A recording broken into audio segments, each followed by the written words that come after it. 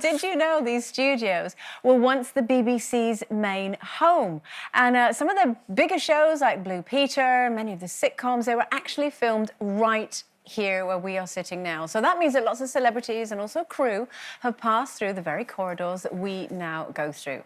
Now, for many years, there's been tales of hauntings and ghostly goings-on around this building. So we decided, since it's Halloween, that we would send celebrity psychic Sally Morgan on a late-night hunt to see if there is any truth to these stories. Here's what happened.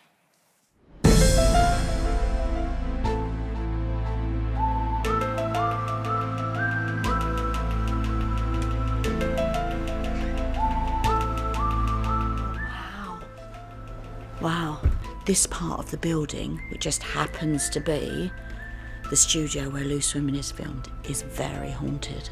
But I doubt very much whether the panellists will feel anything. But people that are in this particular studio, setting up, taking down, or having to do work in here, technical work, I guarantee you they'll have felt something. I'm just gonna have a walk down here. There is absolutely no doubt in my mind that the energy within this building, there are probably dozens of spirits in this building, but I think that in this part of the building that I've had the privilege to walk around at the moment, most definitely it's a gentleman that worked here or knew this building inside out.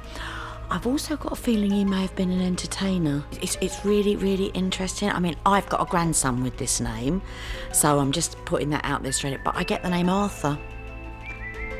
I want to go downstairs. Downstairs is very haunted.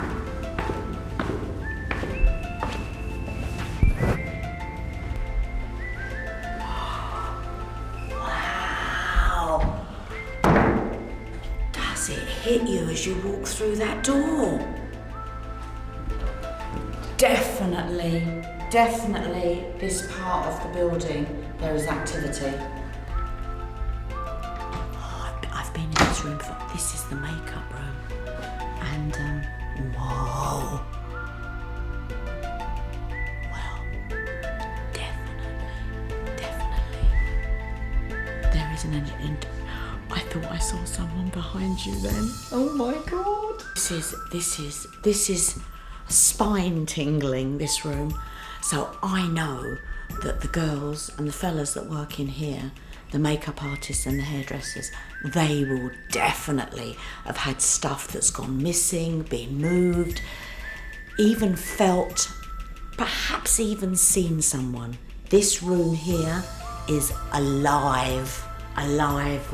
So it's, as I said before, definitely the basement area where the studios are is where I think you've got the primary source of the activity. The studios here, just so you at home understand, is on the ground floor, and all the sort of loose women corridors, if you like, our makeup rooms, dressing rooms, all that, are in the basement. And you said you could definitely feel something in the basement. Yeah, definitely feel something. Well, first of all, I'd never walked around at night in here at all, and I think it's not surprising that a medium, a psychic, would pick up energy because there's a lot of electricity, all the cameras, and we've all pulled a plug out of the wall, and you can have a little residue, can't you, of static electricity. You can get an electric shock and you think, why have the plug's been pulled out? Well, it's the same with when you have a lot of electrical equipment. You get static electricity, residue.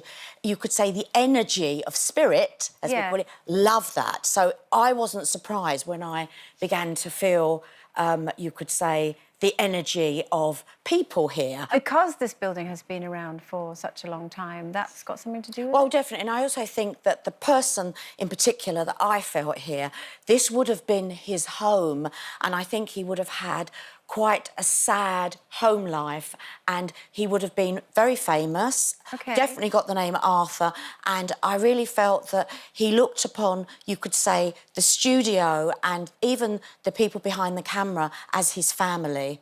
And since passing, it's almost as if he wants to go back to his happier times, and it was here. And I could really feel him. I mean, I have to say that the makeup room and the wardrobe, that wardrobe room, very active. I think it's Arthur Lowe, and he's come to haunt me. I worked on the Birmingham Post and Mail, and I got sent to review Arthur Lowe's play, which was called Home at 7 at the Alexandra Theatre. And because I didn't need to write the review till that weekend's paper, I just thought, oh, I'm not going to go. And I went to the pub with my mates. And the next day, the editor said, how was that play? And I was like, oh, yeah, you know, days before social media. Yeah, it was all fine. And he went, oh, he said, Arthur Lowe all right, was he? And I went, yeah. And he said, no, he wasn't. He said, he called off, he had a stroke in his dressing room at the start of the play, didn't go on the stage, died the next day. Oh. But I wouldn't say it was for him because he was very happy with his wife. You said it was someone with a... Well, I really do think that the person that I felt, the Arthur that I felt, really wanted to be here because he considered this his home. He considered this the happiest period of his life.